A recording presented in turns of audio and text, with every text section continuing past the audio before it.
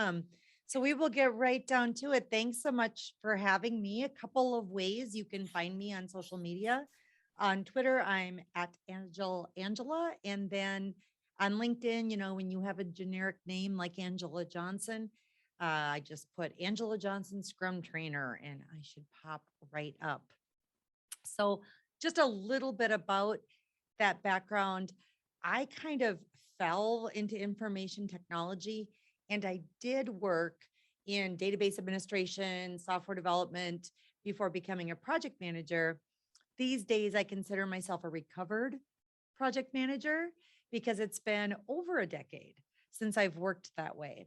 And I don't mean any disrespect to anybody who chooses to work that way. I point out continually that these are just choices. Scrum happens to be one choice on the menu of ways you could do work. I made my choice. And so I consider myself a Scrum Master at heart. And so I happily kissed Microsoft Project goodbye years ago, and I embraced Scrum Mastery. I'm located in the Twin Cities of Minneapolis, St. Paul, just a little west of Minneapolis. And I serve collaborative leadership team here locally, which I consider the dream team. But those more important roles that were mentioned earlier, mom and wife keep me on my toes. So what are we going to talk about? We're going to talk about how when you fall into the trap of becoming an administrative scrum master, it really takes people's learning opportunities away. It really creates a condition of learned helplessness, and then they don't get to learn for themselves. If we get overly prescriptive as scrum masters, doing more telling than asking, we take people's power away. We disempower them as opposed to empower them. And of course, everybody wants accountability. Well, then we can't be an adult daycare provider if we want people to behave in an accountable manner. We're going to talk about what to do about all this and how to, prevent falling into those traps in the first place. So Scrum Masters are secretaries. And this myth, I think, comes from project management. And it's not that project management is good, it's not bad either. It is completely different than being a Scrum Master. And a lot of people who don't get educated on what Scrum is or what a Scrum Master is will make an assumption. Well, isn't that just another way for project management? No, not at all.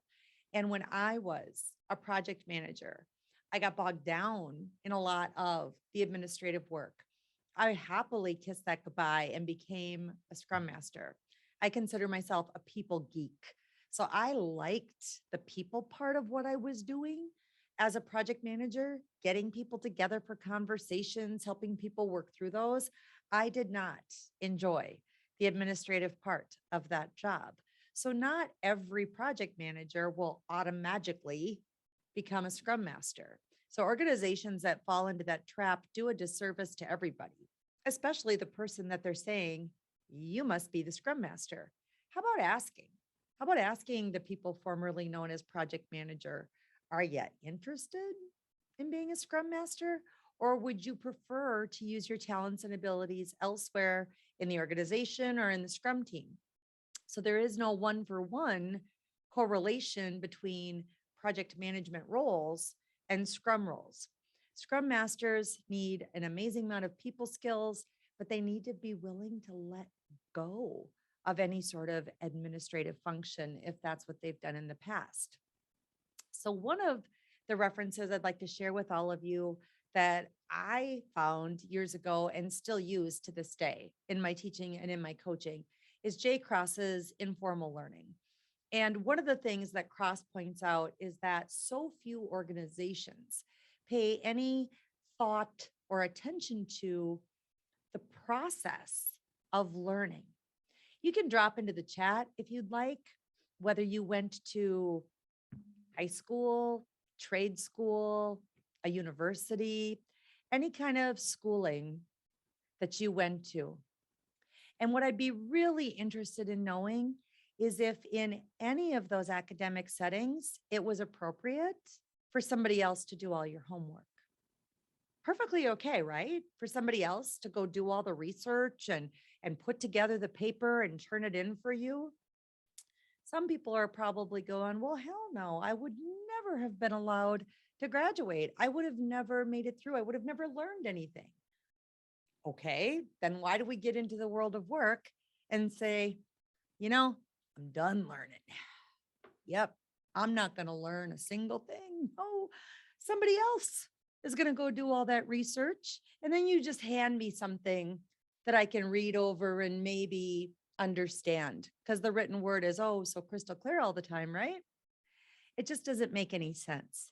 If we have people building products or our software, don't we want them to know a thing or two about what they're doing or about what it's supposed to do or about how to go about that?